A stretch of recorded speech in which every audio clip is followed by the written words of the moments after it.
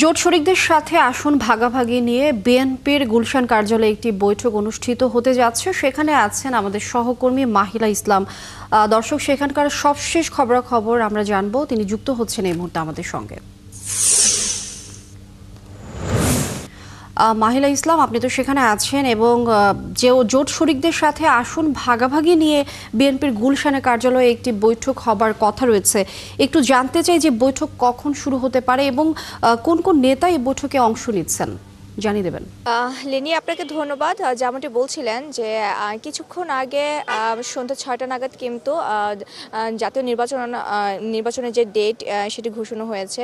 নির্বাচন কমিশনের যে প্রধান তিনি আসলে একটি তফসিল ঘোষণা করেছেন যে আগামী 12ই ফেব্রুয়ারি 2026 সাল ত্রয়োদশ জাতীয় সংসদ নির্বাচন এবং জুলাই জাতীয় যে গণভোটে যেই জুলাই সনদে যে গণভোট সেটি একই দিনে অনুষ্ঠিত হবে। তো এর পরপরই আসলে গুলশান কার্যালয়ে যে বিএনপির মহাসচিব মির্জা ফখরুল ইসলাম আলমগীর কিন্তু এই নিয়ে প্রতিক্রিয়া জানিয়েছেন। তিনি বলেছেন যে এটি আসলে একটি আনন্দের দিন এবং রাজনৈতিক মহলে এটিকে একটি উজ্জ্বল দিন হিসেবে তিনি আখ্যায়িত করেছেন। সেই সাথে কিন্তু আজ যেটি বললেন যে এখানে সমমনা জোটের সাথে একটি বৈঠক হওয়ার কথা রয়েছে।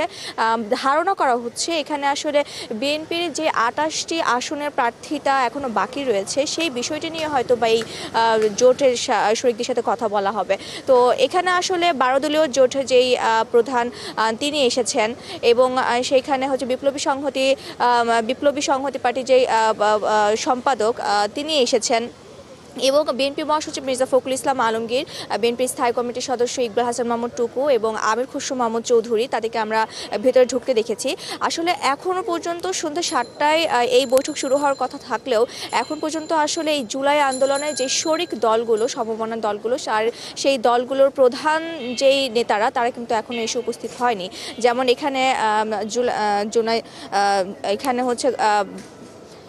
আসলে বেশ কয়েকজন আরও সমমনা জোটের নেতাদের আসার কথা রয়েছে। যখন সকলেই আসলে এসে এখানে পৌঁছাবেন তারপরেই আসলে এই বৈঠকটি হওয়ার কথা রয়েছে এবং এই বৈঠকটির পরে আসলে সংবাদ মাধ্যমে কথা বলতে পারেন যে আসলে কি কথা হলো বা এই আসনে কে কোন আসনে পাচ্ছেন বা আসলে আসন নিয়ে কথা হয়েছে কিনা।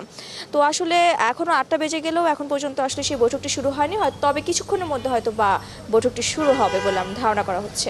লিনিয়া। মাহিলা ইসলাম, আপনি যুক্ত থাকবেন। আমরা নিশ্চয়ই পরবর্তী সংবাদ সংযোগে আবারও আপনার কাছে ফিরবো এবং জানবো বিস্তারিত। দর্শক, বিএনপির গুলশান কার্যালয় থেকে আমাদের সহকর্মী মাহিলা ইসলাম যুক্ত ছিলেন এবং আমরা সেখানকার সবশেষ পরিস্থিতি জানছিলাম তার কাছ থেকে।